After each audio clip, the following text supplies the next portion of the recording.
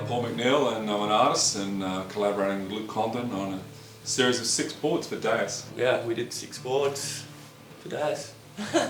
Luke and I talked about it, and I didn't know Luke, and I knew there was a ripping shortboarder, and I thought, oh, I hope he doesn't do thrusters. He kept sending me pictures of boards he'd made, and I went, I don't know what that is. And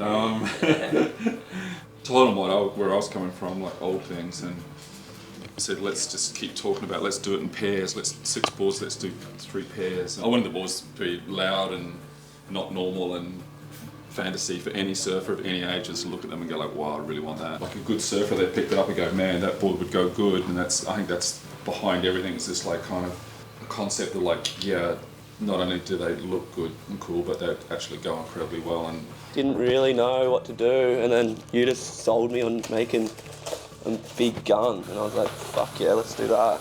Well, it's a template off Paul Nicol, who's an old shaper from like the day. He was actually from Wollongong, I'm pretty sure, originally. He was a legend and passed his template on to me, and I've tried to create this board out of it. Yeah, it turned out pretty nice. Yeah. It's so odd that you can put resin down, which is a gooey plastic, and it's like, you know, you pull colours all over and it doesn't move, it doesn't turn into mud. It's weird how it just stays there. To move stuff around before it goes hard, and like you get 15 minutes to sort of do art on it, and you never know, you can mess it up really easily, and you never know what's quite going to happen or what colours are going to happen. When they polish up, they just look like candy sticks. So I love getting hold of a gun and doing this sort of aesthetic on it, and making it trippy. Somehow people can just relate to fades, and I think the human eye sees fades and likes them, and airbrush stuff. I don't know what, humanity seems to like that. I think it's got something to do with looking at the sky and seeing the gradient of the sky for humankind generations.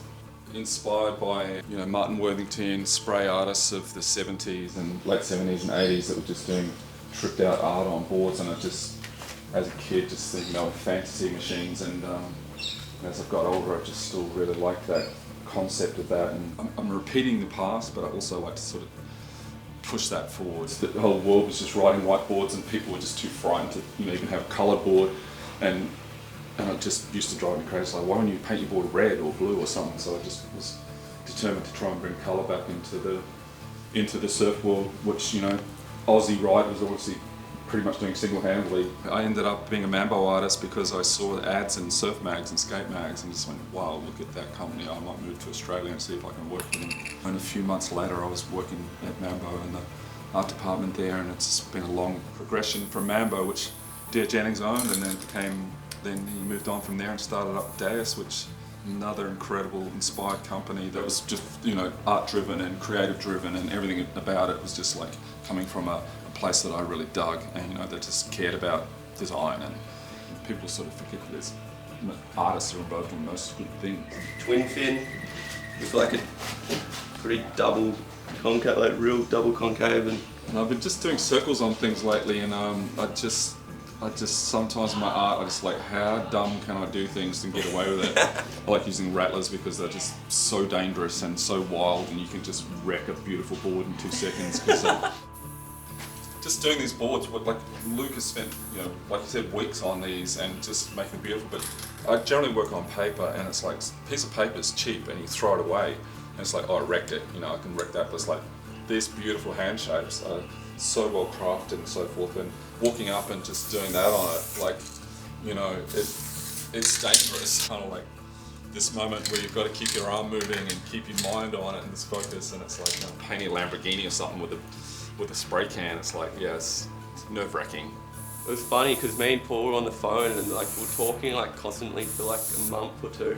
It felt like I like knew him well, but I've only met him like the other day.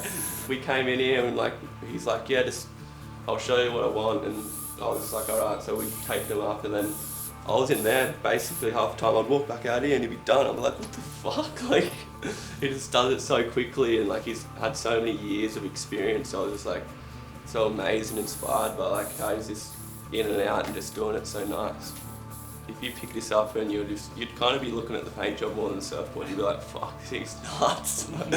Turn into like a piece of sports equipment that's beautiful, you know. It's like realistically that sporting, you know, equipment, but it's like you can make them look good. And it's like, I think sitting on a board that's painted, you know, with beautiful art and stuff, you love it more, you treasure it more, and see how quickly and badly I did a piece of art. Someone else could do that. Some kid could come along and just get some textures and draw on their board, or get some cans of paint and go loose on it. So I'm kind of pushing that as much as anything. So, you know, put some colour on you in your life.